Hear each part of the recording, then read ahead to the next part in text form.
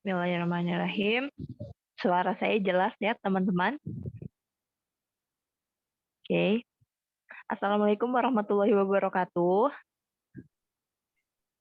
Baiklah, semoga menjawab ya di kemiutan masing-masing, teman-teman. Billahi tawakkaltu 'ala Allah, la haula wala quwata illa billahil aliyyil azim. Allahumma sholli ala sayyidina Muhammad wa ala ali sayyidina Muhammad. Alhamdulillah, teman-teman, kembali lagi kita berkumpul di temen gue. Jadi di sini sudah bergabung berapa ini partisipannya, ada sekitar 14 ya. Alhamdulillah ya teman-teman. Jadi pada pertemuan malam hari ini adalah session 1 extended. Jadi adalah lanjutan dari season 1. Jadi seperti yang teman-teman ketahui ya, bahwa di kelas yang kali ini, yaitu kelas OTW nikah itu ada 3 sesi. What if, what is some said, dan satunya apa ya? Saya lupa.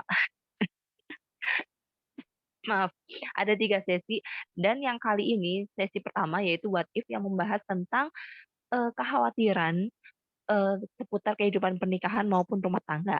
Nah, teman-teman, ternyata kemarin banyak pertanyaan yang masuk dan belum terjawab sebagian.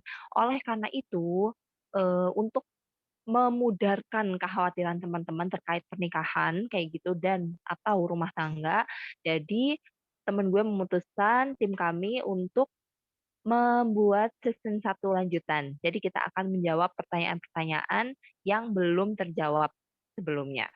Baiklah, saya akan lihat partisipannya dulu. Apakah di sini, hmm, apakah di sini Bapak pemateri kita sudah bergabung? Ternyata belum. Jadi kita tunggu dulu ya, teman-teman. Ya, oke. Masih menunggu Bapak pematerinya. Jadi kalau di untuk teman gue sendiri, teman-teman tadi udah bisa lihat di slide gitu ya. Dan kalau untuk pemateri juga teman-teman juga sudah bisa lihat di slide dan sudah pernah saya paparkan juga sebelumnya. Nah, kalau kita membahas sedikit gitu ya tentang pematerian yang sebelumnya, itu kita membahas tentang kekhawatiran seputar pernikahan dan kehidupan rumah tangga. Nah, kita itu bisa mengambil kesimpulan dikit gitu ya, bahwa untuk menikah itu ya bisa jadi itu adalah bagian dari ujian dan tentu saja bagian dari ibadah. Supaya bernilai ibadah itu kita harus eh, visi misi kita, terus langkah kita, tujuan kita itu harus dalam rangka beribadah kepada Allah. Nah, untuk memudarkan salah satu upaya kita buat teman-teman khususnya yang belum menikah gitu ya, supaya tidak khawatir, tidak punya kekhawatiran kayak gitu terhadap pernikahan, salah satunya ya upayanya dengan berkumpul dengan orang-orang yang beriman. Kita bisa diskusi di sini, teman-teman juga bisa menanyakan seputar kekhawatiran teman-teman di sini, yang kita kemarin sudah sediakan question box-nya gitu ya. Dan ya semoga terjawab kayak gitu. Kalaupun belum terjawab ya semoga nanti ada jalan lain supaya teman-teman itu mendapatkan jawabannya kayak gitu. Kita masih menunggu, mungkin ada yang bentar ya. Kita belum bergabung Bapaknya. Ini Ya, Pak Ustadznya lagi OTW gabung. oh baiklah.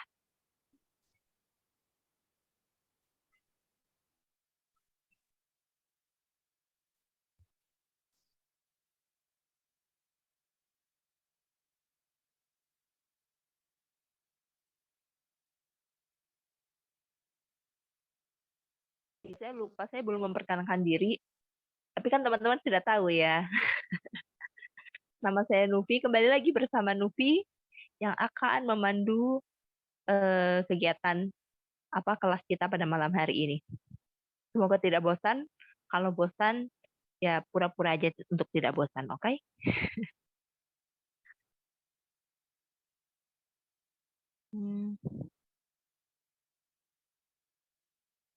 Kita masih menunggu ya teman-teman. Ya kita doakan semoga tidak ada kendala. Ini udah ada nih. Oh udah ada, baiklah. Oke. Yap. Oke, ternyata pemateri kita sudah bergabung, Bapak Rudi. Assalamualaikum, Pak. Waalaikumsalam warahmatullahi wabarakatuh. Oke, alhamdulillah ya. Jadi ya Pak Rudi, Ustadz Rudi sudah bergabung pada malam hari ini. Langsung saja ya Pak, ini masih melanjutkan season 1 yang kemarin, yaitu menjawab kekhawatiran teman-teman seputar pernikahan dan rumah tangga. Jadi nanti kita langsung melanjutkan aja karena kemarin ada beberapa pertanyaan yang belum terjawab. Sebelumnya Pak Ustadz mau ngasih introduction dulu atau langsung saya bacakan pertanyaannya aja nih? Kemungkinan langsung aja ke pertanyaan. Oke. Baiklah, langsung ke pertanyaannya ya Pak. Saya bacakan dulu pertanyaannya. Oke. Untuk pertanyaan yang pertama, ini saya untuk yang pertama saya langsung bacakan 2 pertanyaan karena ini tipikal, jadi tentang bagaimana kita menyikapi perbedaan kayak gitu. Yaitu pertanyaan yang pertama, setelah menikah, maaf, setelah menikah bisa jadi visi misi pernikahan suami dan istri sebelum menikah itu serupa. Ternyata pada realita dan prakteknya tidak sama atau berubah. Jadi awalnya sama tapi waktu praktek itu berubah atau tidak sama. Bagaimana sebaiknya kita menyikapinya? Dan pertanyaan yang kedua, bagaimana cara mempersiapkan diri agar siap mental menjelang menikah dengan perubahan hidup yang baru? Baik, itu aja Pak, yang pertama dan kedua. Mungkin bisa dijawab, intinya tentang menyikapi perbedaan lah, ketidaksesuaian ekspektasi, dan mungkin cara kalau ada surprise gitu tentang rumah tangga. Bismillahirrahmanirrahim. Assalamualaikum warahmatullahi wabarakatuh. Alhamdulillah wassalatu wassalamu Waalaikumsalam warahmatullahi wabarakatuh. ala alihi washabihi wa ala asyhadu an la ilaha illallah wahdahu la syarikalah wa asyhadu anna Muhammadan abduhu wa rasuluhu la nabiyya ba'dah. Allahumma shalli wa sallim ala Muhammad wa ala alihi washabihi wa man tabi'ahu ila yaumil qiyamah. Teman-teman semuanya, alhamdulillah ya pada hari ini kita bisa ketemu. Allah memberikan, mudah-mudahan Allah memberikan kesehatan kepada kita semua. Yang sakit semoga disembuhkan. Setiap rasa sakitnya menjadi penggugur dosa bagi semua. Saya coba menjawab pertanyaan 1, 2, plus 3. Tapi yang kalau kita kemarin menjelaskan tentang masalah eksternal dari diri kita. Kalau dirinya ada calon istri, berarti eksternalnya calon suami. Atau nanti sudah menikah adalah pasangannya. Kalau kita bahas 2 ayat yang saya jelasin di pertemuan sebelumnya adalah surat Al-Imran ayat 159. Wa bima rahmatin minallahi linta lahum wa lakum tafaddan qalil qalbi min halik fa'fu anhum wastaghfirhum wasawirhum fil amr. Fa idza azamta fatawakkal 'ala Allah innallaha yuhibbul mutawakkilin. Kalau dipahami ya, ternyata di eksternal kekhawatiran itu muncul seringnya adalah ekspektasi berlebihan. Apakah boleh atau tidak? Kalau kemarin boleh ekspektasi itu, tapi bersandar kepada Allah. Allah yang maha memberikan takdir yang terbaik pastinya. Sehingga apapun yang ditakdirkan oleh Allah, pasti qadarullah wa mansafah. Dan takdir dari Allah dan pasti adalah yang terbaik. Bagaimana menyikapinya? Seandainya berbeda pandangan mungkin. Bukan berbeda akidah. Kalau berbeda akidah, jelas tidak boleh dilanjutkan menikah. Karena berbeda akidah berarti sudah murtad atau keluar dari Islam. Harapannya mungkin bisa jadi beberapa hal tidak sesuai visi misi itu mungkin teknis. Contoh misalkan, kalau nanti punya anak, mau punya anak 1 atau 2, gitu. Itu sebetulnya kan belum ya, kekhawatiran yang belum terjadi. Tapi harus direncanain mau berapa anaknya, misalkan gitu. Dari situ aja menjadi ngerusak seolah itu adalah visi dan misi dalam berkeluarga. Kalau saya pahami, visi dan misi berkeluarga diantaranya adalah menjalankan ibadah kepada Allah. Kenapa harus menjadi ibadah? Karena kalau di ayat sebelumnya, Allah nyiptain manusia itu buat ibadah. Jadi kalau nikah nggak niat ibadah, itu nggak dapat pahala pastinya. Kalau ibadahnya nggak sesuai sama Rasul, itu pasti nggak diterima sama Allah.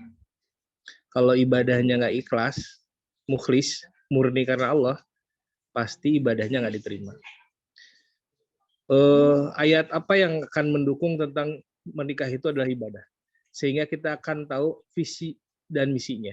Bisa jadi visi dan misinya belum terpahami oleh masing-masing. Nah, ibadah yang benar, kalau wama umiru ila liya'budullaha mukhlisin lahuddin. Sana ada ibadah yang mukhlis, ikhlas. Ayatnya jelas. Selanjutnya, Qul in kuntum tuhibbunallaha fattabi'uni yuhibbukumullahu wa yaghfir lakum dzunubakum wallahu ghafurur rahim. Itu surat Ali Imran ayat 21. Katakanlah Muhammad, jikalau engkau mencintai Allah dan mencintai Allah maka ikutilah aku. Fattabi'uni kata Rasul waktu itu. Ikutilah aku. Yuhibbukumullahu wa yaghfir lakum dzunubakum wallahu ghafurur rahim. Itu ayat menjelaskan bagaimana kalau ibadah itu harus ittiba kepada Rasul. Jadi pernikahannya harus mengikuti pola Rasul. Sehingga ketemu nih misinya, misi para nabi, misi nabi menikahi para istrinya, dan istrinya juga menjalankan misi kerasulannya untuk apa. Nah, kalau kita memahami sampai di sana, berarti kalau kita berbicara tentang menikah pasti tidak jauh dengan masalah ibadah, sehingga konteksnya nggak terlalu jauh. Akhirnya kita harus merujuk kepada Al-Quran dan As-Sunnah. Selanjutnya, berarti kalau begitu visinya apa? Kalau memang ibadah tadi harus ikhlas, murni karena Allah, tidak ada tercampur karena hal-hal di luar poin ibadah. Nah, contoh mungkin begini, dia orangnya lembut dan kasar misalkan itu. Kalau di Al-Quran, kalau mau ikhlas, mau lembut, mau kasar, kita harus menghadapinya. Kita harus mau untuk menjalaninya, menikah dengan dia. Karena menikah yang benar adalah menikah yang didasari karena ikhlas. Gitu. Berbeda cara, misalkan setelah menikah, Pak, saya ketahuan aslinya. Pasti itu mah pasti beda gitu, laki-laki dan perempuan pasti beda caranya, cara memahaminya dan sebagainya. Nah, jadi kalau masalah perbedaan mestinya kita cari tahu dulu nih visi dan misinya. Awal pertama, ibadah nggak, mau ibadah nggak bareng-bareng nih gitu, sehingga apapun yang dilakukan kelak nanti setelah menikah menjadi nilai ibadah. Nanti belajarnya Pak setelah nikah, yang udah nikah nggak apa-apa, yang belum nikah harus belajar. Karena kalau tadi visi dan misi berarti kan orientasi ke depan tuh, belum tentu hari ini kita langsung ngejalanin. Nah, karena menikah juga adalah salah satu ibadah yang menjadi ujian dalam kehidupan kita. Menikah adalah langkah ibadah atau ujian yang lebih daripada sebelumnya. Gitu. Persiapannya harus banyak.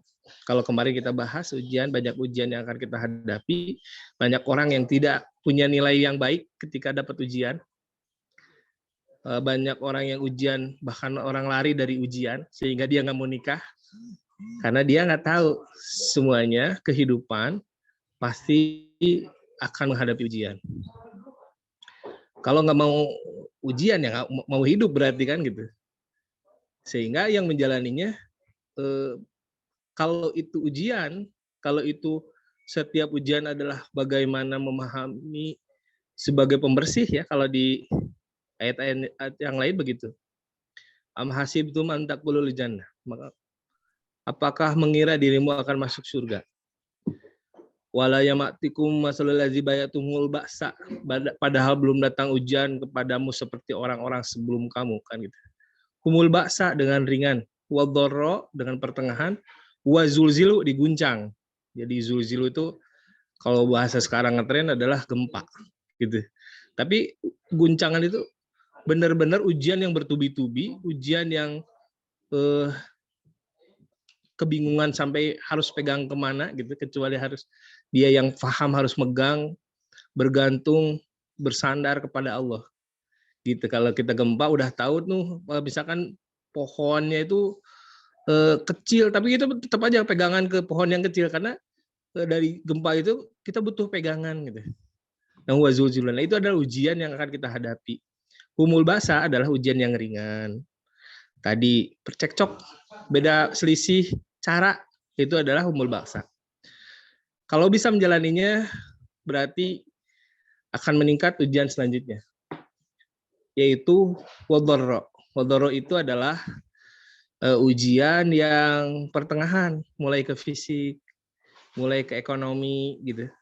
Nah, katanya tapi ekonomi itu di ayat Al-Baqarah ayat 214 ya, kalau itu menjelaskan ujian perekonomian adalah ujian yang paling ringan, humul ba'sa. Disebutnya di situ kemelaratan. Nah, ujian yang kedua adalah wadharra, mulai ke fisik, sakit-sakit, capek, lelah gitu. Karena menghadapi tadi ujian tadi. Yang terakhir adalah wazulzilu. Zulzilu itu adalah guncangan. Sehingga Allah akan ukur, nggak akan dapat tuh ujian zulzilu kalau kita nggak lulus dari ujian 1 dan kedua. Nah, kembali lagi kepada masalah pernikahan, beda visi dan misi. Jangan dijadikan nilai soal ujian, karena belum nikahnya. Apa yang harus dipersiapkan? Bukan khawatir masalah nanti nikahnya, tapi harus khawatir bagaimana mempersiapkan apa yang kurang dalam persiapan pernikahan. Begitupun mempersiapkan orang. Sehebat-hebatnya kita, sehebat-hebatnya orang tua mencetak anak, itu pasti ada lalainya gitu. Apalagi kita mencetak calon suami atau calon istri. Nggak mungkin, nggak bisa. Yang bisa adalah kita yakini bahwa nanti pasangan kita dari Allah, titipkan semua permasalahan itu kepada Allah, pastikan dia menjalankan syariat Allah. Sehingga permasalahannya tidak akan melanggar kepada syariat Allah. Karena yang paling masalah adalah syariat Allah. Harus hati-hati, jangan sampai sudah menikah nanti kalian imamnya adalah imam yang tidak yakin kepada Allah, bahkan dia tidak iman kepada Allah. Nah, yang itu yang harus diragukan. Visi dan misi berarti kan masalah bisa jadi masalah ibadahnya ke Allahnya. Tadi ya, ibadah itu menghamba. Kalau dia nggak mau berkorban, nah berarti nggak apa ya? Kalau belum berkorban ya nggak apa-apa. Misalkan apa ya, nggak mau berkorban sunnah misalnya, kan ada berinfak misalkan. Ada calon kita tuh nggak mau berinfak. Lihat dulu infaknya, infak wajib atau sunnah. Yunfikun. Allazina yu'minuna bil ghaibi wa yuqimuna sholata wa mimma razaqnahum yunfikun. Kalimatnya begitu. Jadi orang yang beriman itu pasti dia menunaikan sholat dan menunaikan zakat. Berinfak gitu. Nah, berinfak itu ada dua, ada wajib, ada sunnah. Wajib itu orang tua, seorang bapak ke anak dan ke istri. Menafkahi itu hukumnya wajib. Bagaimana anak ke orang tua? Hukumnya sunnah kalau orang tuanya masih sehat. Kalau uzur, sudah tua, sudah tidak bisa apa-apa, berarti itu kewajiban seorang anak. Laki-laki atau perempuan? Laki-laki. Kalau perempuan, berarti kalau dia masih single itu kewajiban perempuan. Kalau sudah menikah, berarti bagaimana kita harus memahamkan kepada suami kita, bagaimana suami kita juga harus paham berkewajiban bagaimana mengurus orang tuanya. Nah, begitu mungkin visi dan misinya dulu nih harus jelas. Jadi boleh nih nanti di akhir sesi dari teman gue nulis visi dan misi. Andai kalian mau nikah nih, coba saya nanti lihat ya, kalau dari hasil WA, tolong WA-in ke panitia. Nanti saya mau lihat nih visi misinya apa. Khawatir visi misinya duniawi, nanti kalian akan capek, kalian terjebak, kalian tertipu. Dunia itu seperti meminum air garam. Bukan kenikmatan, tapi kepuasan. Apa bedanya? Kalau dibahas sebelumnya, nikmat itu hal yang Allah anugerahkan, hal yang akan kita rasakan sesuai dengan syariat. Kalau kepuasan karena ngejar hawa nafsu, bukan syariat, bukan aturan Allah. Nah, jadi kalau di poin 1 dan 2 visi misi ini butuh ada kejelasan dulu nih. Visi misinya apa? Khawatir memang ternyata visi misi kita juga salah gitu. Ternyata visi misi kita tuh duniawi banget, materialistis gitu. Nggak apa ya? Nggak ada tujuannya ibadah sedikit pun gitu kan. Nah, bisa jadi banyak tuh. Kalau visi misi itu mungkin 2 kalimat yang mewakili langkah apa yang akan dilakukan ya. Biasanya begitu. Ya mungkin pertanyaan 1 dan 2 begitu. Mudah-mudahan bisa dipahami. Kembali. Ya, Masya Allah. Semoga bisa dipahami ya teman-teman. Ingat ya tadi kita sudah dapat PR ya teman-teman. Nanti insya Allah dari teman gue akan difasilitasi ya untuk teman-teman menuliskan visi misinya.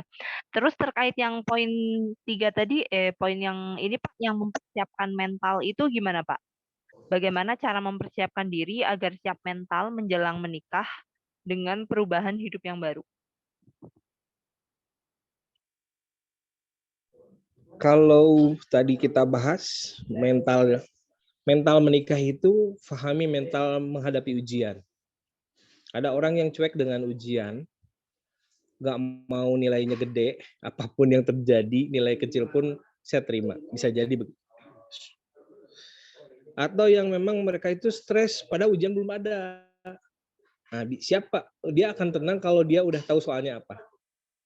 Nah, berarti apa yang supaya nggak panik duluan nih? Bisa jadi kita overthinking, berlebihan untuk berpikir nikah itu sesulit apa sih, kan gitu.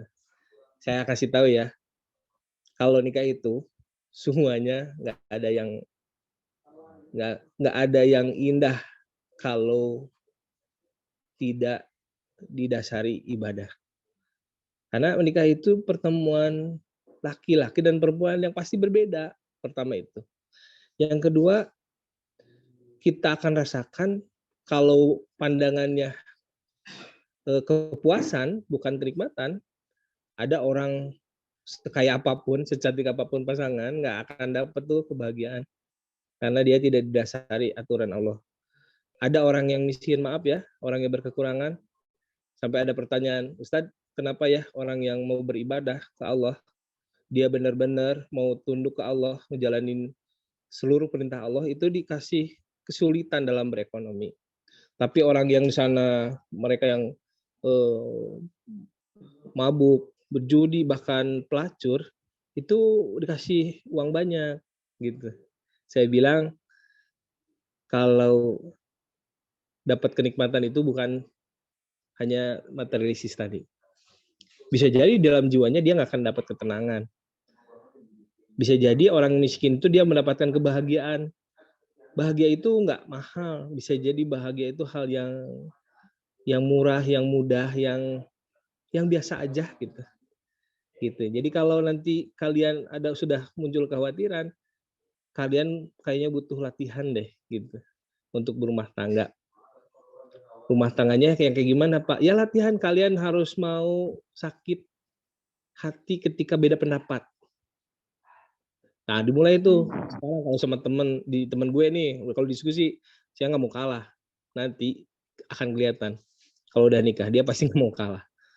Kalau dia ngalah tapi demi kebaikan bisa jadi kan gitu. Ini argumen saya udah bener ngelihat deh kan gitu. Kalau lihat Abu Bakar ya sampai Rasulullah ketemu sama Rasulullah bilang hitam, tapi yang dilihat oleh Abu Bakar putih, maka Abu Bakar dengan ikhlasnya menjalankan itu hitam. Padahal yang dilihatnya putih. Nah, kalau kemarin kita mengilustrasikan kayak di foto, kenapa ya yang orang Islam makanya pakai tangan kiri? Ternyata kameranya kamera mirror, jadi menghadap yang berbeda. Dari tangan jadi kiri jadi kanan, kan gitu. Nah, mungkin cara pandang yang berbeda. Akhirnya bagaimana nih kita nemuin bahwa supaya kita siap. Nah, latihan pertama, fahami diri kita. Bukan kita lebih sibuk cari dan memahami pasangan nantinya. Kalau kesalahan, sibuk mencari kesalahan pasangan. Padahal kalau nggak usah dicari nanti juga ketemu. Nah, yang harus disiapin adalah gimana nih kalau beda pendapat bahkan tidak sesuai dengan ekspektasi diri. Ya, kalau ekspektasi bersandar ke Allah bagus. Berarti harapannya sesuai dengan Rasulullah, Allah dan Rasulnya. Nah, kalau ekspektasi buat diri, kenapa dia nggak ganteng, nggak opa-opa Korea dan sebagainya, itu kenapa ya pasangan kita nggak kayak gini, nggak kayak gitu, gitu. Bahkan kalau kalian udah lama dapat bimbingan ya di komunitas ini, bisa jadi ketemu sama cowok teh, kenapa ya cowoknya nggak Islami, kenapa cowoknya nggak hafal Al-Quran, kenapa cowoknya nggak ikhwan banget, misalkan gitu. Ya bisa jadi kecewa karena kita terekspektasi terlalu berlebihan. Terus kita juga nggak mencoba menyiapkan gimana nih kalau beda, bahkan nanti beda suku, beda apa ya, beda negara, beda bahasa, beda cara, bahkan beda adat nantinya. Gitu. Mungkin begitu dari saya, dari pembahasan supaya apa ya yang harus dilakukan ketika kita mempersiapkan mental kita supaya kita bisa menerima, menjalankan pernikahan tanpa dengan beban. Tadi kitanya harus banyak latihan tuh, latihan menikah gitu. Bukan latihan ikrar menikah, tapi apa yang terjadi nanti setelah menikah. Punya anak nih, kalau kejadian nih sekarang ada gempa tuh di Cianjur. Kebetulan saya lagi ngegalang dana tuh kalau mau ikutan. Jadi bersikap empati, terus apa ya? Ya peka gitu. Kan ada yang suka bilang gitu ya kalau pasangan tuh, kamunya nggak peka gitu. Emang peka kayak gimana? Betul di Al-Quran ada halu ayursili sama alaikum idroro. Kan manusia itu sebenarnya dikasih kepekaan ya. Halu ay itu keluh kesah kalau bahasa Indonesianya, tapi keluh kesah itu ada dua perspektif, tidak selalu negatif. Jadi keluh kesah itu kalau di Al-Quran artinya adalah responsif, ngerespon. Kalau kena sentuhan panas bilang au, oh itu responsif, itu keluh kesah. Kalau bahasa Arabnya halua sama, jadi tidak negatif. Selanjutnya ada hal yang menjadikan kita rusak dalam akidah, di antaranya sifat manusia adalah kabad. Kabad itu adalah sibuk di akal. Nyatanya nggak sibuk, akalnya susah kemana-mana, udah mikirin itu ini kan gitu, padahal belum dijalani. Yang harus tadi kembali persiapannya harus dilatih, ilmunya harus paham, sehingga kita nggak kaget ketika nikah sebagai ujian itu datang, soal itu datang, kita nggak usah panik. Upayakan menjawab sebaik-baik mungkin, sikapi dengan setenang mungkin, kita berharap nilainya lebih baik. Mungkin begitu dari saya. Terima kasih. Alhamdulillah, semoga mencerahkan ya teman-teman. Jadi kalau kita harus menyiapkan mental, ya siapkan mental untuk menghadapi ujian. Jadi banyakin latihan seperti tadi kata Pak Ustadz ya, latihan menikah, jadi latihan menghadapi perbedaan supaya kita nanti ketika ternyata pasangan kita di luar ekspektasi, ya kita bisa dengan ikhlas, bisa tenang menghadapinya insya Allah. Gitu, terima kasih Pak Ustadz. Oke, langsung ke pertanyaan selanjutnya. Jadi pertanyaannya adalah bagaimana meyakinkan diri dan ortu menyikapi pasangan yang berbeda mazhab atau organisasi seperti NU dan Muhammadiyah. Mungkin saya coba ini ya Pak, saya coba highlight. Jadi intinya ini bagaimana meyakinkan orang tua sih dalam segala hal. Mungkin di sini pertanyaannya terkait perbedaan mazhab atau organisasi. Cuman kan sebenarnya problem teman-teman kalau misalnya mau menikah, kalau terkait dengan orang tua itu kan nggak hanya masalah mazhab atau organisasi ya.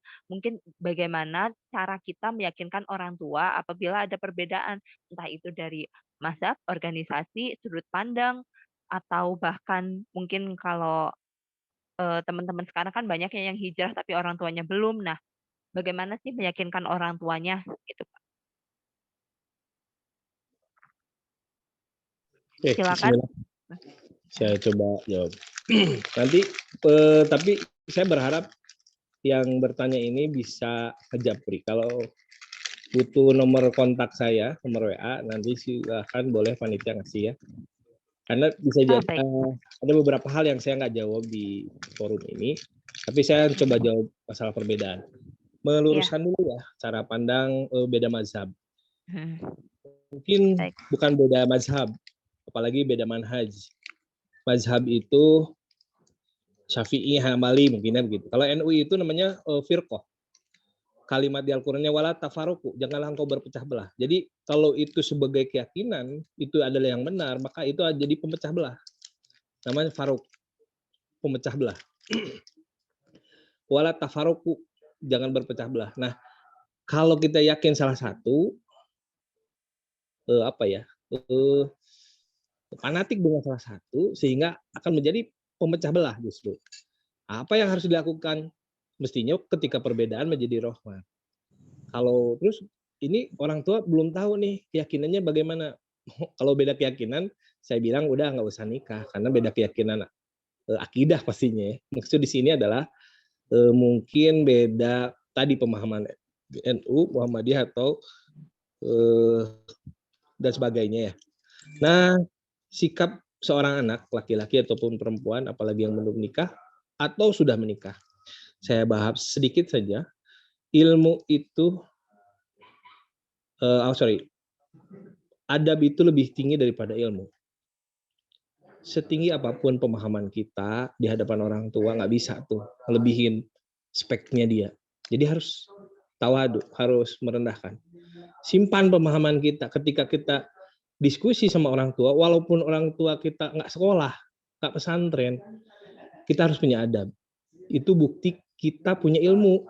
Karena ilmu itu di bawah adab. Adab itu di atas ilmu. Nah, bersikaplah beradab bagaimana kepada orang tua. Apalagi nanti calon mertua atau sudah jadi mertua gitu. Nah, ketika beda pendapat masalah hal yang teknis, bisa jadi masalahnya adalah masalah furu'iyah, perbedaan pendapat. Tadi kita jangan kekeh. Bisa jadi kitanya yang bodoh dan nggak tahu. Atau kitanya cuma tahu satu hadis. Bisa jadi hadisnya perspektif yang berbeda.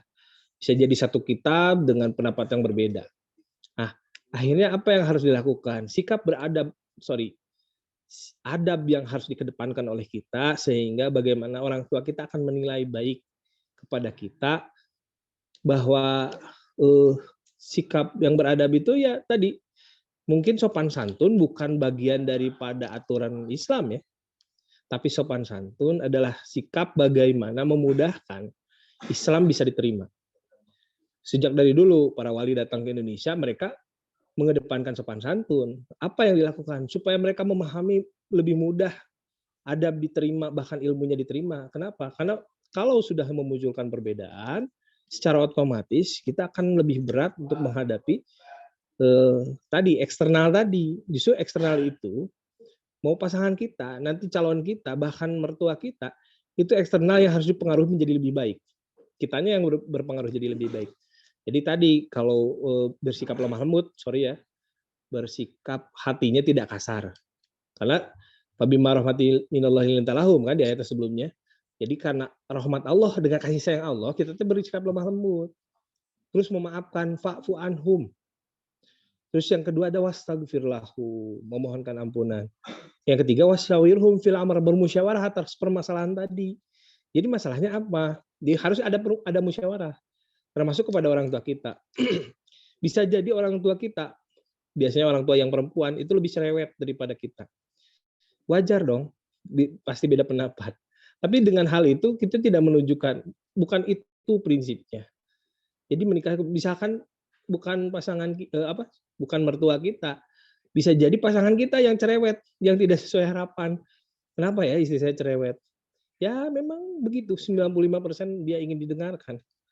Jadi kembali kalau laki-laki yang cerewet jadi aneh. Ya apa yang harus disikapi oleh kita? Bagi orang tua yang beda mazhab, saya luruskan ya, mungkin bukan beda mazhab, tapi beda firqah, beda organisasi gitu. Kalau organisasinya dijalanin, mereka jalanin NU, hargailah NU. Kalau dia ngejalaninnya Persis, hargai Persis, karena mereka punya dalil dan punya pemahaman yang tidak di luar dari Rasulullah. Kalau beda manhaj nih, keluar dari Rasul, nah itu yang harus dijauhi. Ada Islam tapi tidak bermanhaj, beda manhaj. Kalau bilang gitu ke orang yang paham, pasti dia marah. Karena kalau udah beda manhaj, berarti udah keluar dari Rasulullah. Islam tapi tidak pakai Rasulullah, ada zaman dulu, zaman Rasulullah aja ada Islam tapi beda manhaj. Tapi zaman Rasulullah disebutnya adalah milah. Milah Ibrahim yang dibawa Ibrahim. Islam, tapi beda cara sholatnya gitu. Nah, disempurnakanlah oleh Rasulullah. Itu milah. Maka tadi kalau masalah organisasi NU dan Persis itu bukan hal yang prinsip. Jadi dulu saya istri yang pertama mendekati ke pemahaman Salafi ya, Salafiyah. Dia nggak mau baca Al-Quran. Kalau pegang saya juga sependapat. Kalau lagi haid. Kalau saya bacaan sebagian doa adanya di Al-Quran. Masa sih nggak boleh berdoa gitu. Kalau dia nggak boleh gitu.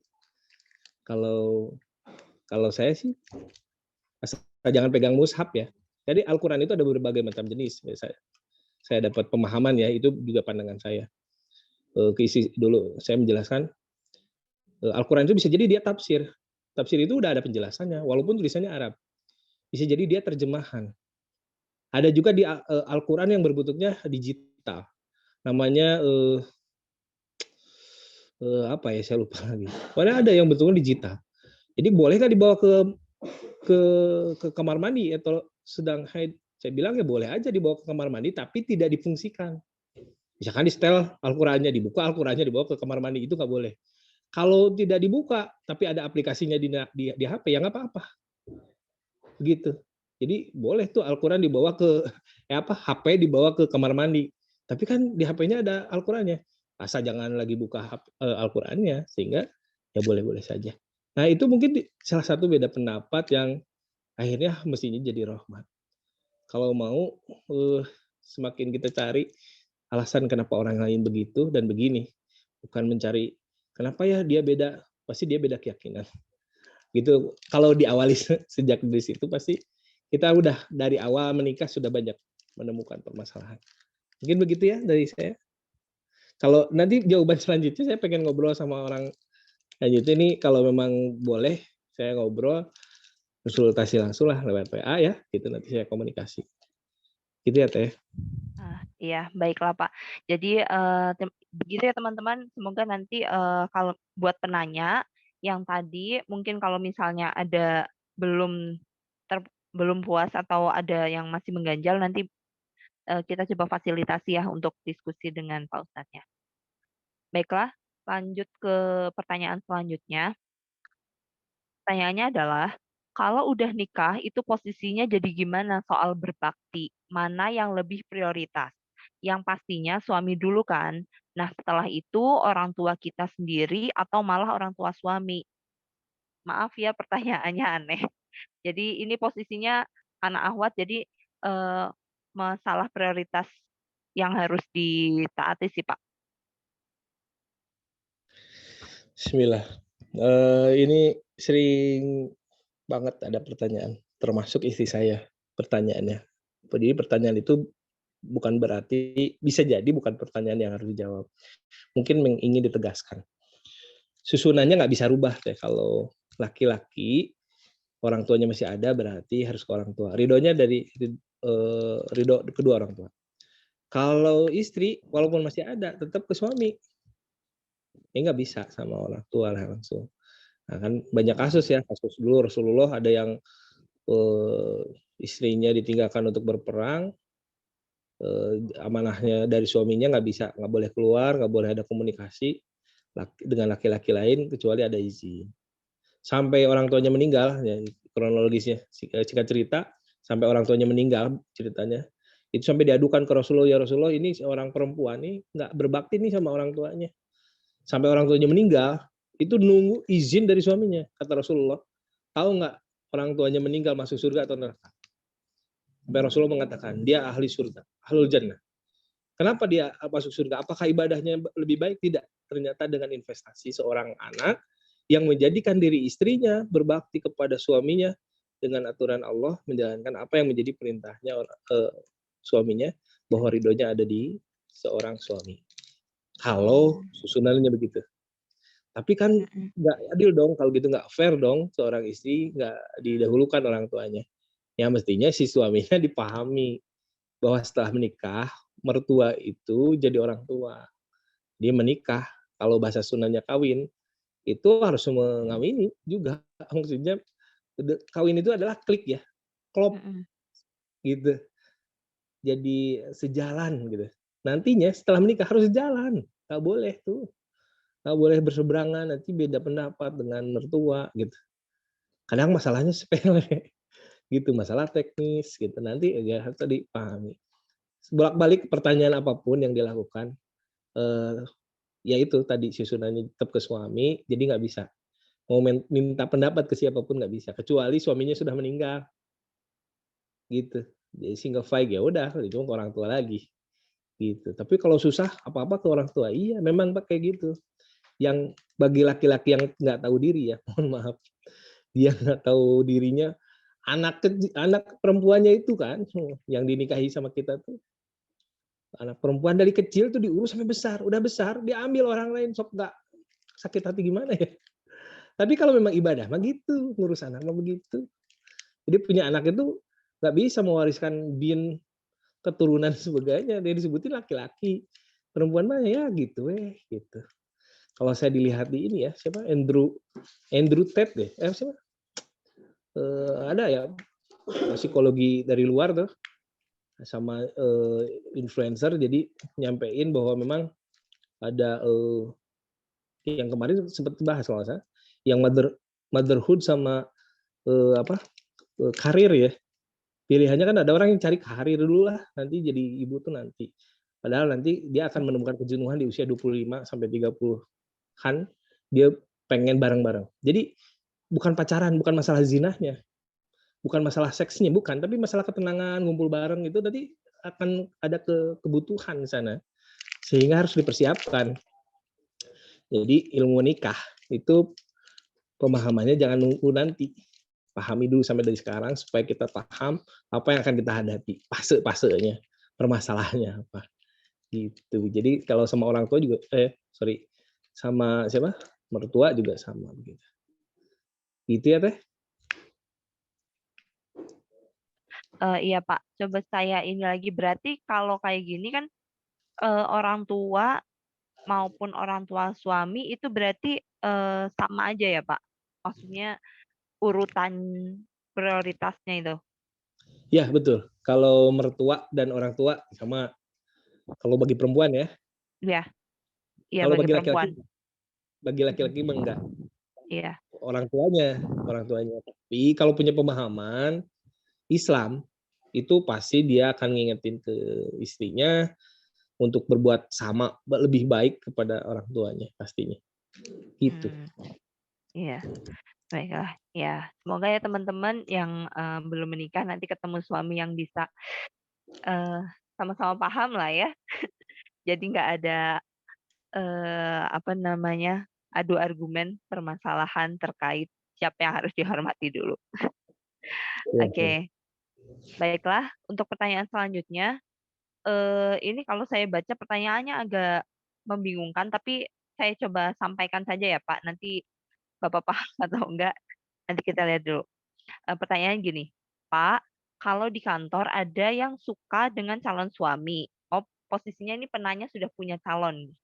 Saya ulang sedikit, "Pak, kalau di kantor ada orang yang suka dengan calon suami, lalu pihak perempuannya itu merubah fakta yang ada dan membuat fitnah yang menyebutkan kalau saya yang membuat cerita tentang calon suami saya dan pihak perempuannya itu. Sedangkan saya selalu menanyakan ke calon suami sa eee, saya eh, sa sedangkan saya selalu menanyakan ke calon suami saya kondisi yang sebenarnya, dan calon suami saya mengatakan tidak ada apa-apa. Kemudian pihak perempuan itu semakin menjadi-jadi. Apa yang harus saya lakukan?" Bisa dipahami nggak Pak pertanyaannya nih? Oke, yang apalagi yang pertanyaan ini tadi, kalau bisa itu ada, ngobrol langsung ya saya sama yang Baiklah. bertanyanya. Jadi diumumin aja, kalian boleh langsung ngobrol, nanya langsung karena memang kalau saya coba pertanyaannya ada orang ketiga yang mencoba masuk, kalian mau menikah nih, ada orang ketiga, mungkin mungkin itu ya, Mhm. eee, be jawabannya beda lagi. Atau Oke. tetehnya yang ketiga, orang ketiga, justru orang dia itu sudah ada hubungan, dia pacaran sebelumnya, cuman teteh masuk, langsung mau nikah, bisa jadi begitu. Itu jawabannya beda lagi pastinya. Jadi kalau Heeh. boleh sih pertanyaan siapa yang bertanya yang tadi dikasih nomor telepon saya, nomor WA ya, nanti kita Mhm. langsung di WA. Mungkin begitu ya, Baiklah. Teh.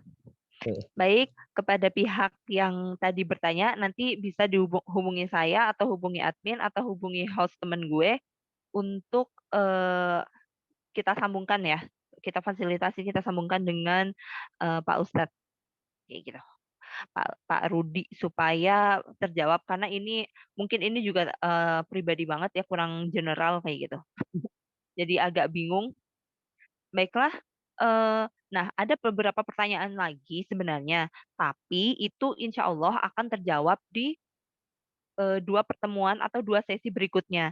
Jadi ada pertanyaan yang kemarin masuk ke question box dan ini belum kita tanyakan karena insya Allah nanti akan terjawab di sesi berikutnya. Jadi teman-teman jangan di-skip kelasnya, insya Allah nanti akan terjawab. Nah, untuk yang pertanyaan terkait what if ini atau kekhawatiran seputar pernikahan dan rumah tangga ini sudah, insya Allah udah kami tanyakan semua. Nah, buat teman-teman di sini ada yang mau ini nggak, ada yang mau nanya? Karena ini udah kita tanyakan sih, udah yang maksudnya yang masuk ke question box udah kita tanyakan semua. Boleh raise hand atau langsung open mic.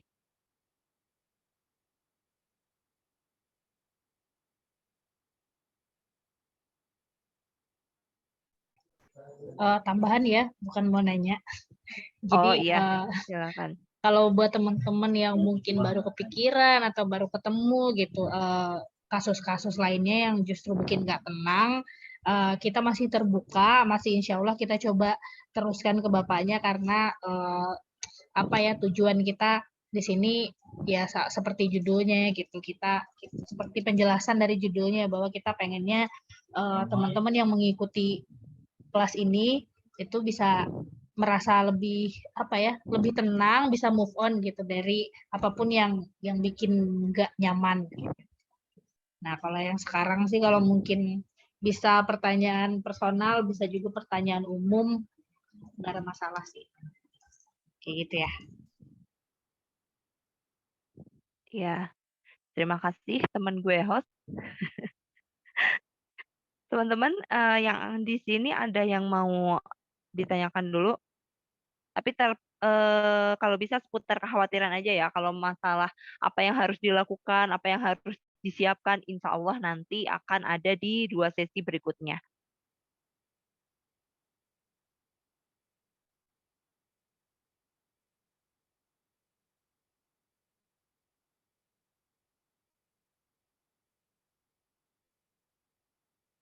Apa ada yang bertanya?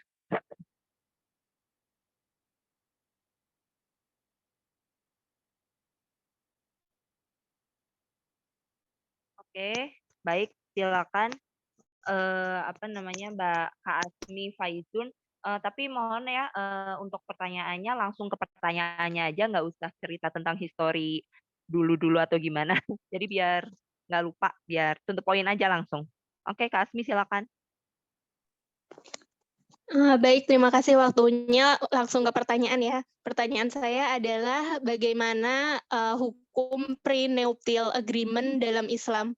Prenuptial agreement itu kalau misalnya ada yang belum tahu perjanjian pranikah. Jadi untuk mengantisipasi hal-hal yang dikhawatirkan ke depannya, maka sebelum menikah membuat prenuptial agreement atau perjanjian pranikah tersebut. Itu bagaimana hukumnya bagaimana pandangan hal tersebut menurut Islam? Terima kasih.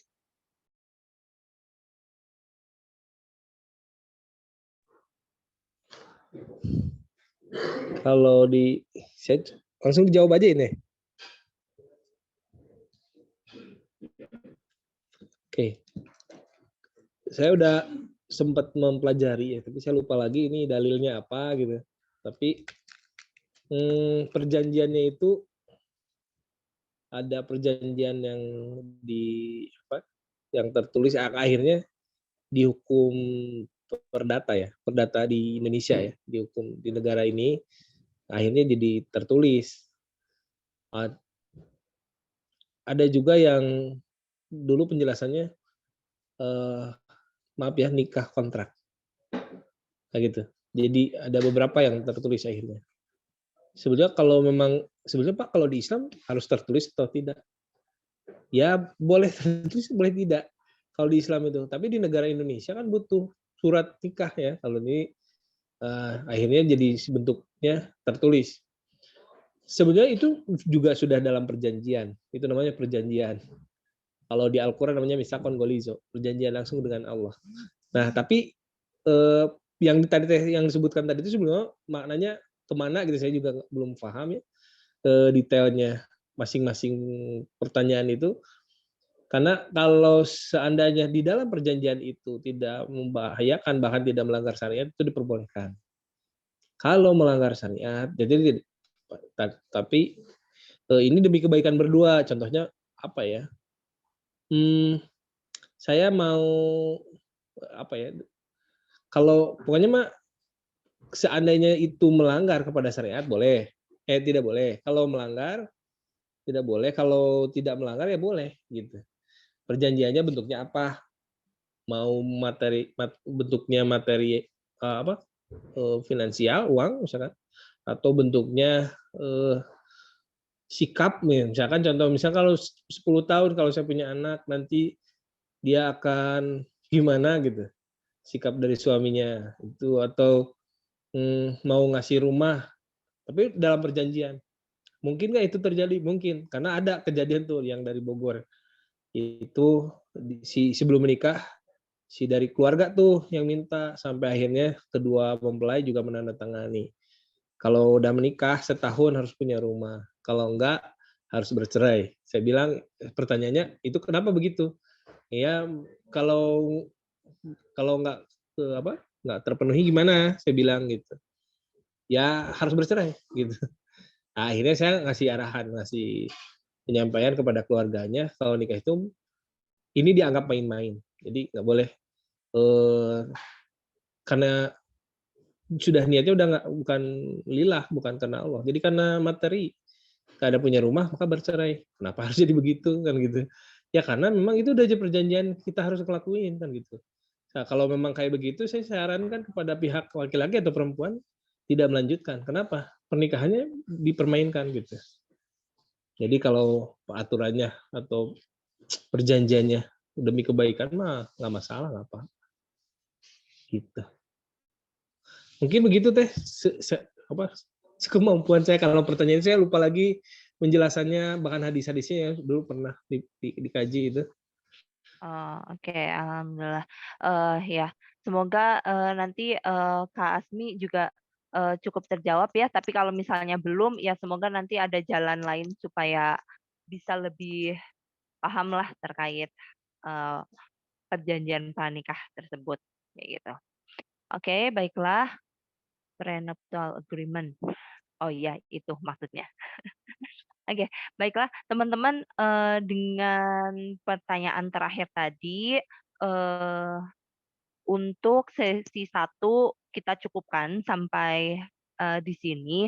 Nanti kembali lagi ya kalau misalnya teman-teman masih punya kekhawatiran, nanti bisa hubungi saya atau admin temen gue atau temen gue host untuk difasilitasi berkonsultasi langsung dengan Pak Ustadz Rudi.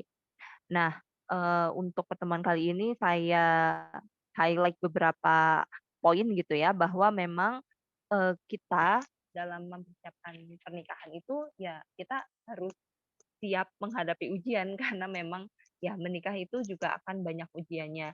Jadi dan dalam menikah itu memang segala sesuatunya langkah kita, visi misi kita harus didasari karena Allah, ibadah karena Allah harus ikhlas dan mengikuti cara Rasul kayak gitu. Jadi supaya teman-teman nanti juga dalam pernikahan itu ditemukanlah apa yang benar-benar memang menjadi tujuan pernikahan kayak gitu. Nah, teman-teman ingat juga ya, ini kita ada PR dari bapaknya untuk mencatat visi misi pernikahan, nanti akan coba kita fasilitasi. Nah, terus tadi terkait adanya perbedaan dengan orang tua juga poin utamanya adalah adab itu harus di atas ilmu. Jadi biar bagaimanapun juga kalau misalnya memang mungkin teman-teman yang akan menikah ada kendala perbedaan dengan orang tua, kita harus mengutamakan adab di situ. Dan untuk teman-teman yang memang berniat untuk menikah, jangan lupa kita harus banyakin ilmunya, ilmu tentang nikah, latihan, bagaimana menghadapi perbedaan supaya ketika kita menjalankan pernikahan nanti eh, akan menghadapinya dengan tenang kalaupun ketemu perbedaan. Kurang lebih begitulah beberapa poinnya. Nah, terakhir Pak, kita minta doanya ya sebagai penutup mungkin buat teman-teman semuanya di sini. Oke, bismillahirrahmanirrahim. Allahumma sholli wa sallim wa barik amin. Allahumma gfir lil mu'minina wal mu'minat, muslimina wal muslimat, ala yai minhum wal amwat, birahmatika ya arhamar rahimin. Ya Allah, ampunilah dosa kami, dosa seluruh mukmin laki-laki dan mukmin perempuan. Allahumma arinal haqqa haqqan warzuqna tiba'ah halil batila batilan warzuqna ijtinabah. Ya Allah, tunjukkanlah kepada kami yang benar itu benar, yang salah itu salah. Allahumma inni a'udzubika min ilmi la yanfa wa min qalbi la yahsha wa min nafsi la tasba wa min do'ati la yustajabu lah. Ya Allah, aku berlindung kepadamu dari ilmu yang tidak bermanfaat, dari hati yang condong kepada kesesatan, dari nafsu yang tidak terkendali, dari doa yang tidak engkau ijabah. Ya Allah ya Rahman ya Rahim ya Aziz ya Ghaffar ya Wahhab ya Razzaq ya Fattahu ya Alim. Rabbana la tuzigh qulubana ba'da iz hadaitana wa hab lana min ladunka rahmah innaka antal wahhab. Rabbana zalamna anfusana wa illam taghfir lana wa tarhamna lanakunanna minal khasirin. Allahumma ini dhaifun faqini wa ini zalilun fa'izani wa ini fakirun faghni ya arhamar rahimin. Ya Allah, kami ini miskin maka kayakanlah kami. Ya Allah, kami ini bodoh maka pintarkanlah kami. Kami ini lemah maka kuatkanlah kami. Ya arhamar rahimin, irhamna. Ya arhamar rahimin, irhamna. Allahumma rabbana la tuzigh qulubana. Allahumma rabbana hab lana min azwajina wa dhurriyyatina qurrata a'yun waj'alna lil muttaqina imama. Allahumma ighfir li wali walidayya warhamhuma kama rabbayana. Ya Allah, ampunilah dosa kami, dosa ibu bapak kami. Sayangilah mereka sebagaimana mereka menyayangi semasa kecil. Ya Allah, mungkin kami sudah lupa kepada kedua orang tua kami untuk memberikan kabar, mendoakan, dan menghubunginya. Tolong ingatkan kami, berikan kesempatan kepada kami jika hari ini adalah hari yang terakhir. Kami bertemu dengan orang tua kami, berkomunikasi langsung dengan orang tua kami. Jagalah ia ya Allah, berikanlah kesehatan kepadanya, berikan usia yang panjang, yang barokah, selalu diberikan kesehatan. Semoga Allah memberikan kenikmatan yang luar biasa kepada orang tua kami ya Allah.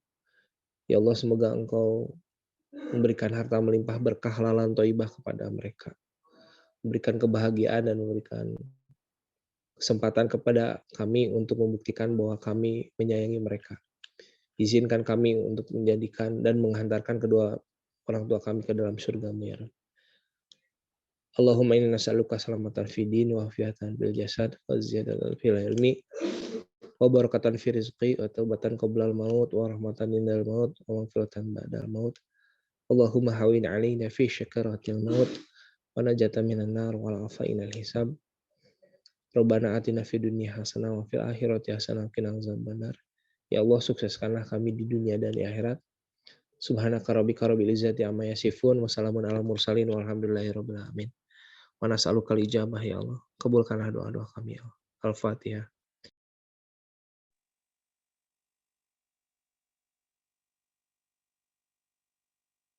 Assalamualaikum warahmatullahi wabarakatuh. Waalaikumsalam warahmatullahi wabarakatuh. Alhamdulillahirabbil alamin ya teman-teman. Sesi 1 untuk kelas OTW nikah hari ini selesai, sudah ditutup juga dengan doa.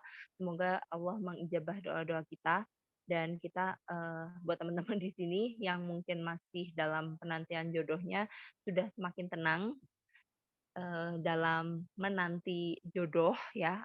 Mungkin untuk menyambut pernikahan dan semakin tenang, semakin siap dan akan segera dipertemukan gitu. Amin, amin, amin ya rabbal alamin.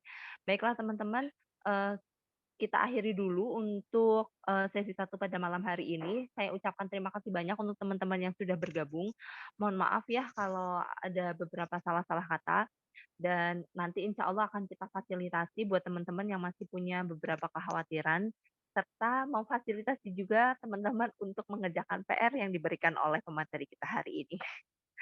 Baiklah, demikian dari saya. Kita akhiri sesi 1 pada malam hari ini dengan bacaan istighfar dan hamdalah. Astagfirullahaladzim, alhamdulillahirabbil alamin, serta doa kafaratul majlis.